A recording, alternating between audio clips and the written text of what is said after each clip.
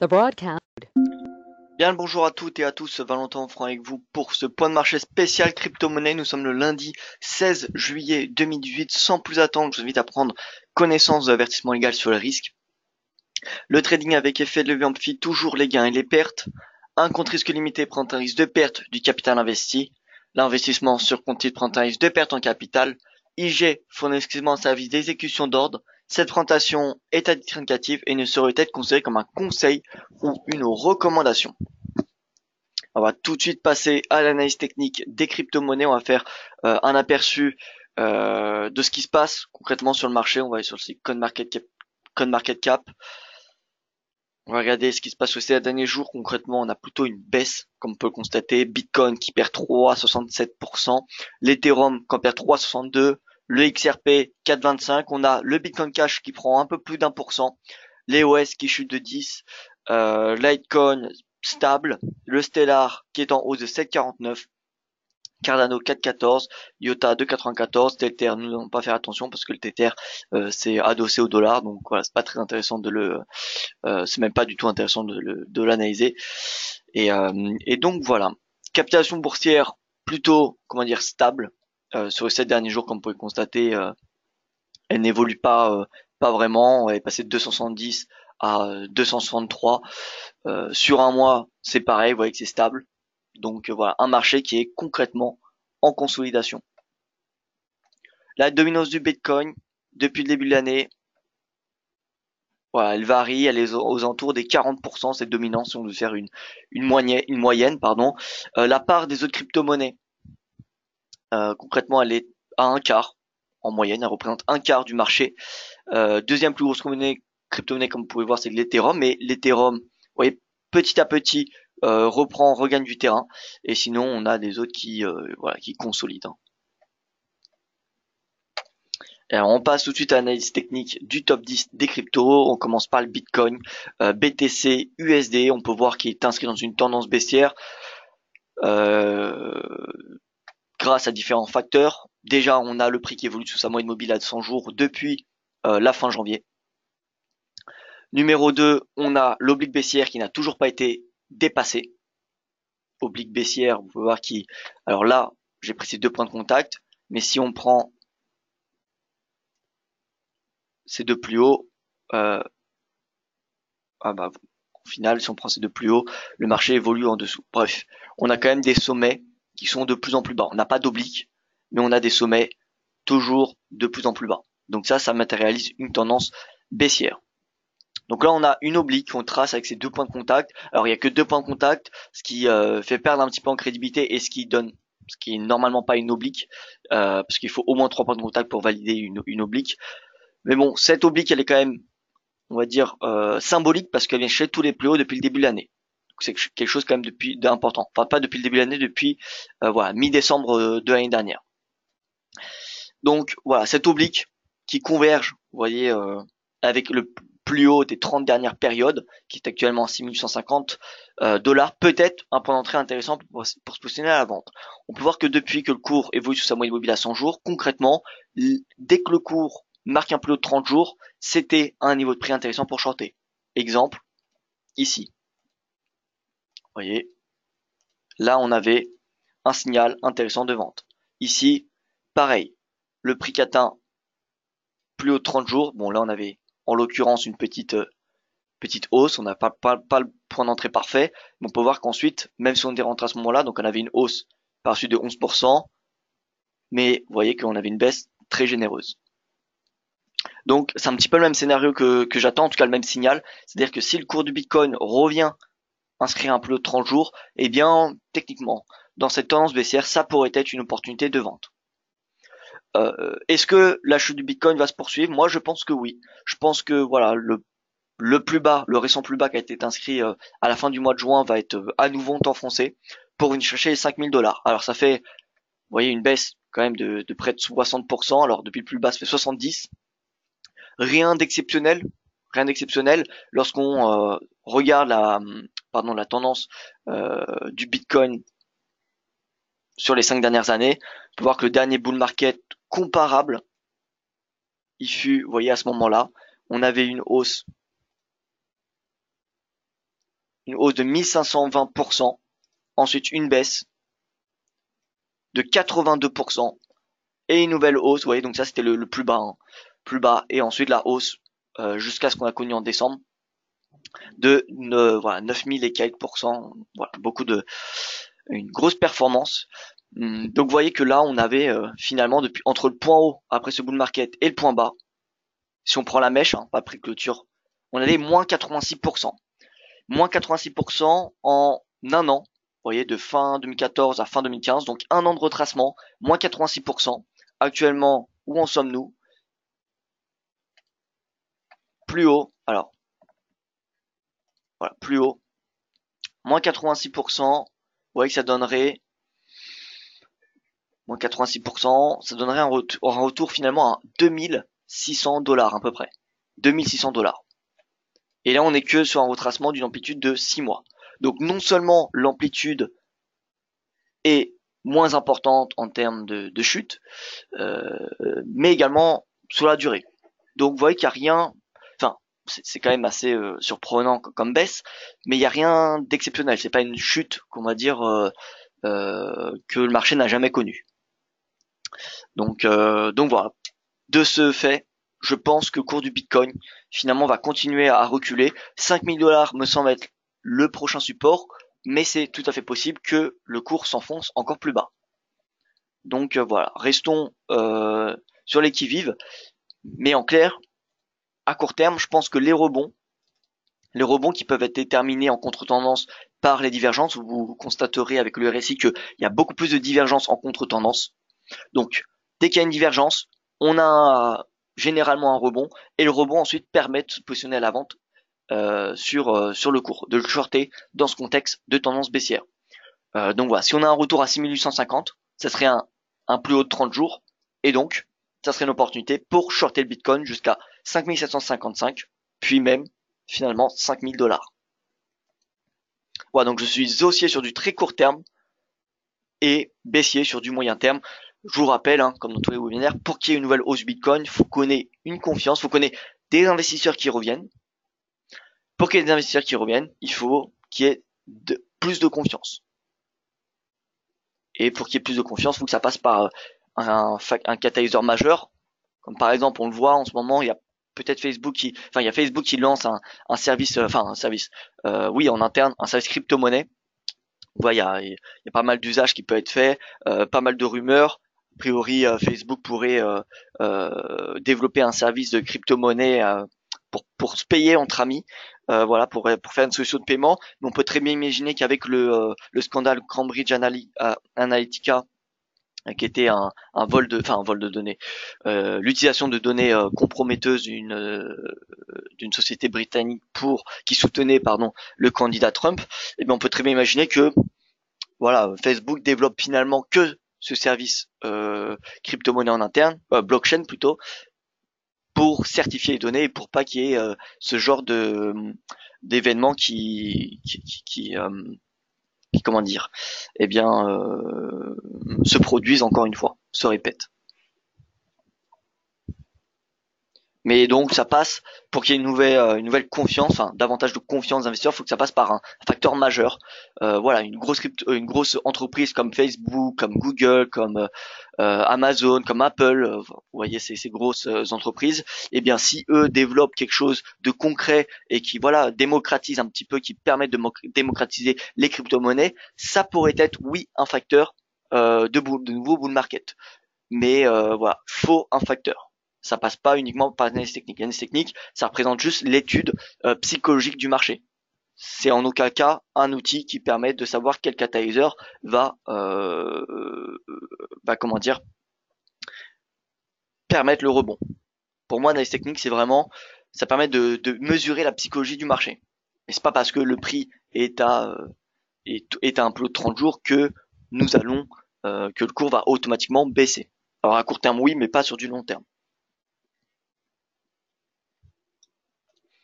Alors l'Ethereum, bon c'est dans le même cas de figure que le Bitcoin. On a une divergence bullish, le RSI qui teste actuellement 50, une clôture au-dessus de 50 serait un signal bullish et un retour à un plus haut de 30 jours, vous voyez, eh bien ça serait également une opportunité de vente. Donc là on a la baisse, nous avons l'oblique. Hop. Voilà. Et là, donc plus haut de 30 jours ici.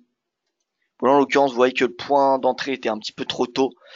Mais voilà, on voit bien quand même que la tendance baissière, la tendance est bien baissière et que les positions shorteuses sont beaucoup plus, comment dire, bénéfiques que, enfin, exploitables que stratégie haussière. Vous voyez qu'en termes de proportion, depuis le point haut, on a eu 3 phases. Une baisse qui a duré 78 jours, une hausse qui a duré 33 jours et depuis la baisse qui dure 72 jours. Donc voilà, Ethereum, si on a une divergence haussière, donc si on a le RSI qui dépasse 50, qui clôture au-dessus de 50, ça sera un signal bullish jusqu'à, vous voyez, 500 $. Je dirais pas jusqu'à un retour au plus haut de 30 jours, mais 500 $, c'est un seuil psychologique majeur, et ça serait une opportunité de vente pour viser voilà, les 400, le plus bas, le restant plus bas à 400 $, voire même, vous voyez, les 362. Autour du XRP USD, pareil, on retrouve une oblique. On trouve une oblique, pas avec 2 points de contact par contre, enfin pas avec 3 points de contact également. Mais c'est pareil que le Bitcoin ou Ethereum, même si on a que 2 points de contact, on a quand même une tendance baissière. Des sommets et des creux de plus en plus bas. Voilà, c'est ça la définition d'une tendance baissière. C'est des plus hauts, des creux et des sommets de plus en plus bas. C'est pas forcément le fait qu'il y ait une oblique avec 3 points de contact. Une oblique avec 3 points de contact, c'est un bonus, ça permet d'avoir une zone intéressante pour, voilà, pour se positionner soit à l'achat ou soit à la vente.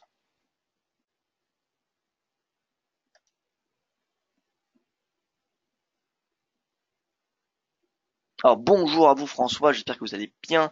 Didier, bonjour à vous Didier déjà. Je découvre depuis la semaine dernière, les crypto-monnaies ne sont-elles pas dangereuses à trader par rapport au forex? La bande rouge et la bande noire sur le graphique, c'est quoi? Alors, excusez-moi, j'avais pas vu vos questions. Alors, est-ce que c'est pas dangereux? Alors, c'est juste, faut s'habituer, faut connaître leur différence.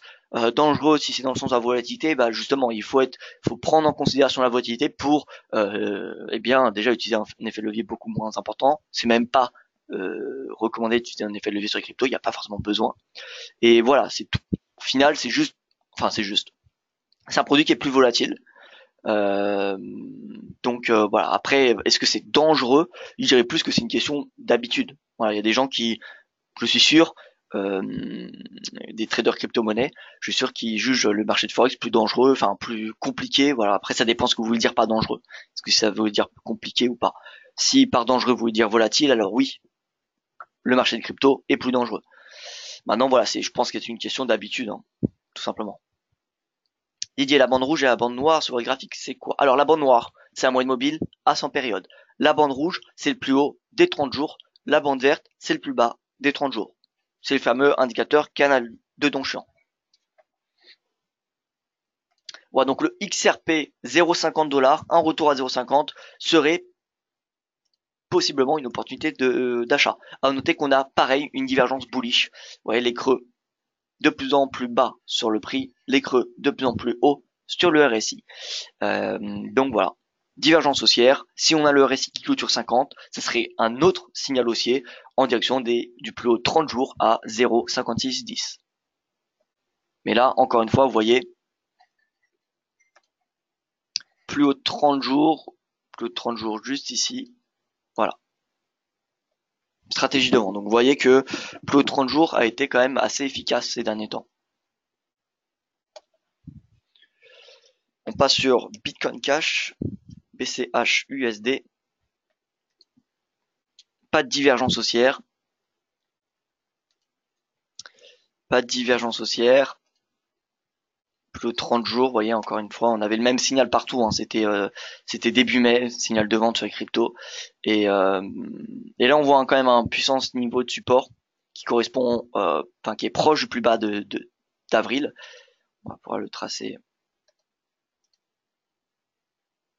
Voilà, j'ai envie de dire, c'est cette zone-là. Cette zone qu'on peut étendre. Cette zone, c'est une zone de support. Et vous voyez clairement la tendance est baissière et je ne serais pas surpris si le cours du Bitcoin cash, revient beaucoup plus bas. À noter, sur le cours du Bitcoin, je vous ai pas fait voir, mais en hebdomadaire, on commence à avoir un aplatissement du RSI. Donc ça ne veut pas dire qu'on a fait le point bas, d'accord? Mais voilà, on a un aplatissement.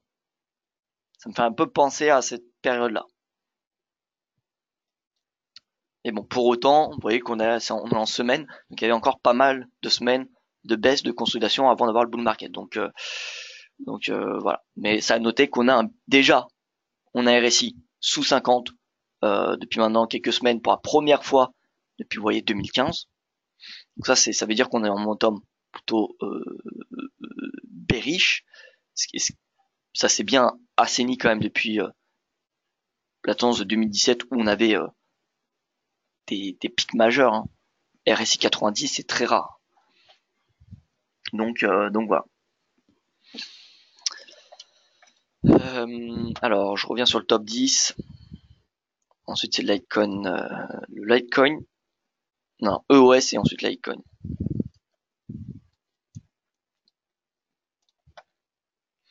EOS.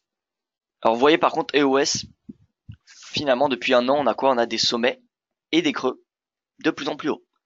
Creux, sommet, creux, sommet, creux. Donc voilà, on a une petite tendance haussière, j'ai l'impression. D'ailleurs, vous voyez, cette micro-oblique, 1, 2. Alors, c'est dommage sur le graphique logarithmique. Voilà, si on enlève le graphique logarithmique, on a ce pseudo-canal. On a ce pseudo-canal haussier, mais bon, on n'a que 2 points de contact, donc c'est encore trop tôt pour en être, pour le trader. Mais en tout cas, on voit également une divergence. Creux, prix de clôture du prix de plus en plus bas. RSI creux de plus en plus haut. Et RSI actuellement à 42. Une clôture au-dessus de 50 serait un signal bullish jusqu'au prochain seuil, prochaine résistance. Donc, quelles sont les prochaines résistances sur EOS? Alors, on a des seuils psychologiques, on a 10 $, mais sinon, c'est le plus haut des 30 jours. Voilà, 10 $. Un retour à 10 $ pourrait être une opportunité de vente. Pourrait être, je dis bien. LTC USD. Alors Litecoin se porte beaucoup moins bien que ses confrères Bitcoin ou voilà XRP. Encore moins bien que le XRP. Toutefois, on a quand même une divergence haussière. RSI à 46, possible rebond jusqu'à 100 $, mais voilà, on voit bien encore une fois que là surtout sur le Litecoin, regardez, plus haut de 30 jours, plus haut de 30 jours. Bon, celui-là, c'était pas forcément possible de trader parce qu'on était encore, on va dire, dans un moment où on pouvait considérer qu'on était qu'en repli et non pas en tendance baissière. Donc j'ai enlevé ce point-là, mais vous voyez que ici on était sûr et certain qu'on était encore dans une tendance baissière et donc voilà, on avait un signal baissier. Signal baissier. Donc si on a un retour à 100 $, faudra surveiller l'action du RSI, notamment en 4 heures, parce que je suis sûr que à ce moment-là on avait une divergence. Alors là on avait le plus haut. Alors non, pas de divergence. Pas de divergence.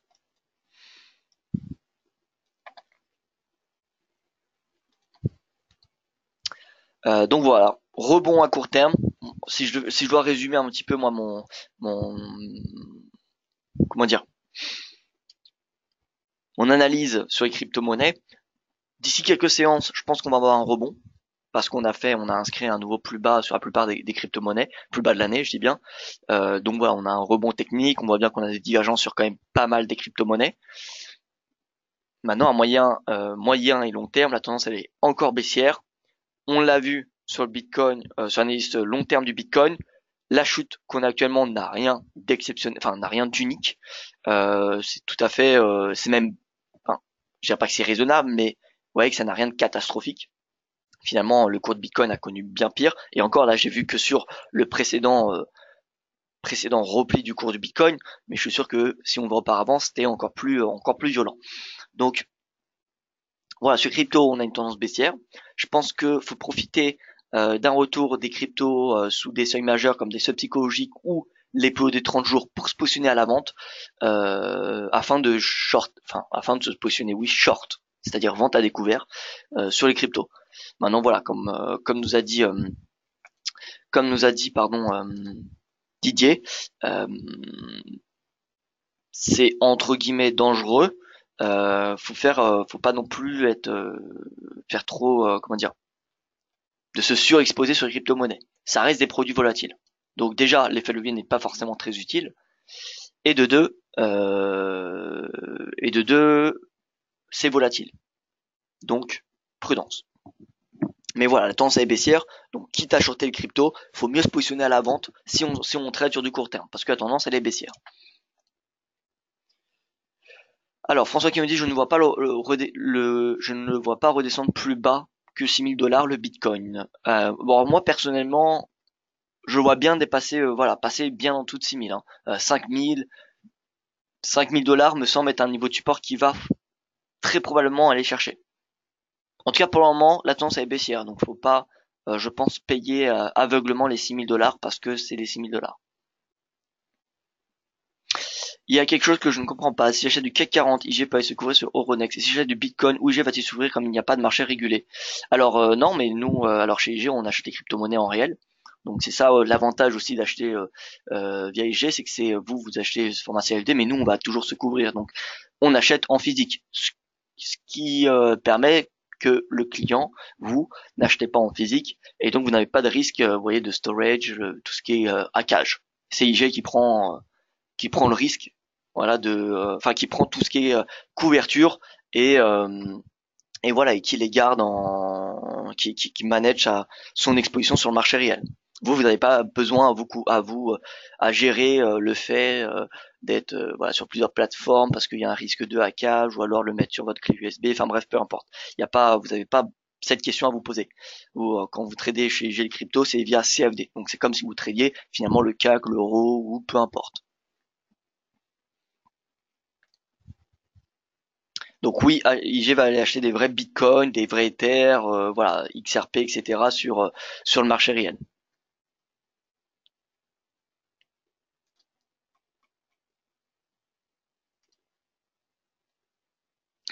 Donc voilà pour le Litecoin. On passe sur Stellar avec XLM, donc USD. XLM USD.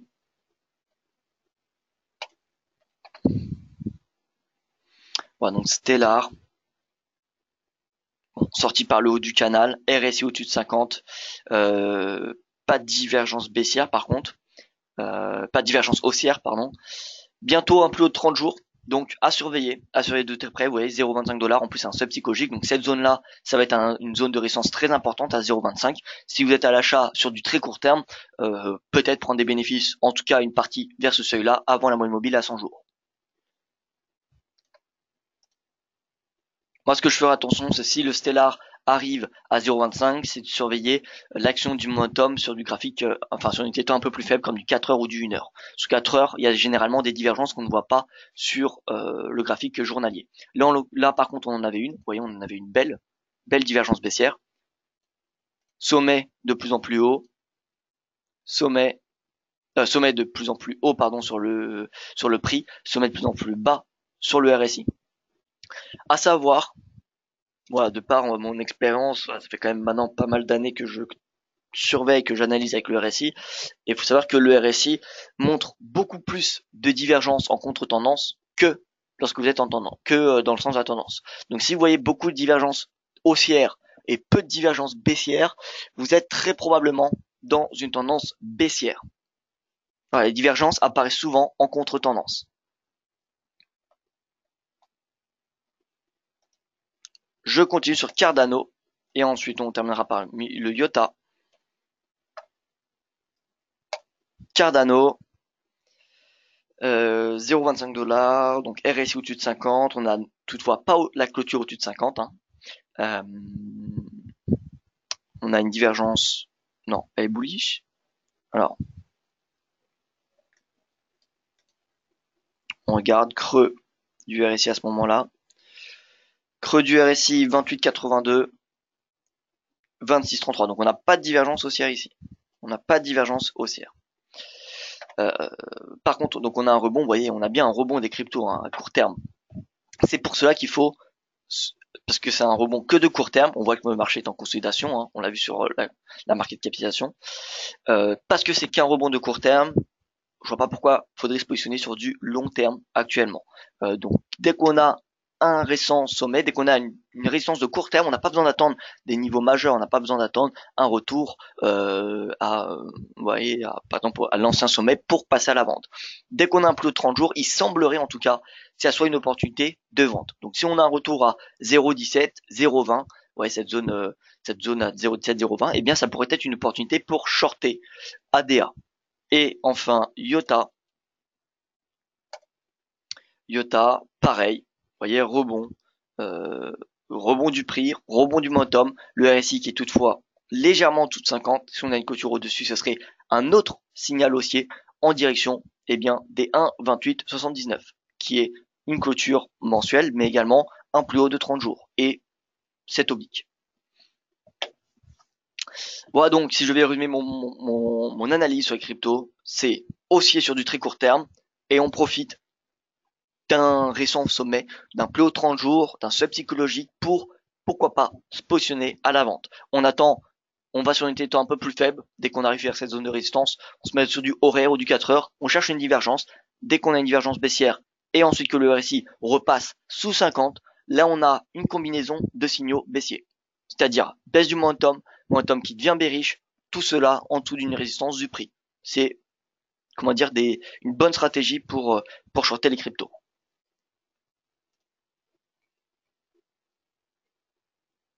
Voilà donc pour ce point de marché spécial crypto-monnaie. J'espère que ça vous aura plu, que voilà, en tout cas que cette analyse sera bonne. Rendez-vous lundi. Nous verrons bien si on a eu le petit rebond. Enfin le petit rebond. Oui, si je devais voilà m'engager, je dirais un rebond encore depuis aujourd'hui. Je vois bien la captation boursière. Voilà, revenir à 275 finalement. On est en range depuis un mois. Ouais, donc je vois revenir à 280. 280. Donc si on a un plus haut de 30 jours sur crypto, nous verrons bien comment le marché réagit la semaine prochaine. Mais en tout cas, je pense, en tout cas d'un point de vue d'analyse technique, il semblerait que le plus haut de 30 jours soit à un niveau de résistance assez intéressant. Cette émission n'est qu'une fois par semaine. Oui, cette émission n'est qu'une fois par semaine. Alors on l'annule le jeudi, on ne le fait plus le jeudi, tout simplement parce que il n'y a plus beaucoup de volatilité, c'est globalement la même chose pour ceux qui me suivent maintenant depuis pas mal de temps sur ce webinaire spécial crypto. Bien, on dit à peu près la même chose, donc voilà, ça ne vaut pas forcément la peine de répéter tous les jours. Maintenant, si vous avez une question sur crypto-monnaie, sachez que vous pouvez me les poser dans mon webinaire quotidien que je fais à 9 heures tous les matins. Il n'y a aucun souci pour demander une analyse technique sur les crypto-monnaies. Mais voilà, le webinaire spécial crypto, c'est dorénavant tous les lundis à 13 heures. Et si demain, eh bien, si on a un retour de la volatilité, un retour de la demande, parce qu'on voit bien qu'il y a une baisse de la demande quand même, eh bien, ça se voit d'ailleurs sur les marchés. On voit sur Twitter, sur les réseaux sociaux, on parle beaucoup moins de crypto-monnaie, alors que voilà, en décembre, janvier, rappelez-vous, c'était partout. C'était partout. Donc dès qu'on aura un retour en tout cas de la demande, un retour de la volatilité, etc., il se peut qu'on retourne à 2 webinaires, mais pour le moment, pas forcément besoin. Voilà, donc merci pour votre attention, pour votre fidélité, pour votre présence. Je vous souhaite une excellente fin de journée. Je vous dis à demain matin pour mon prochain point de marché.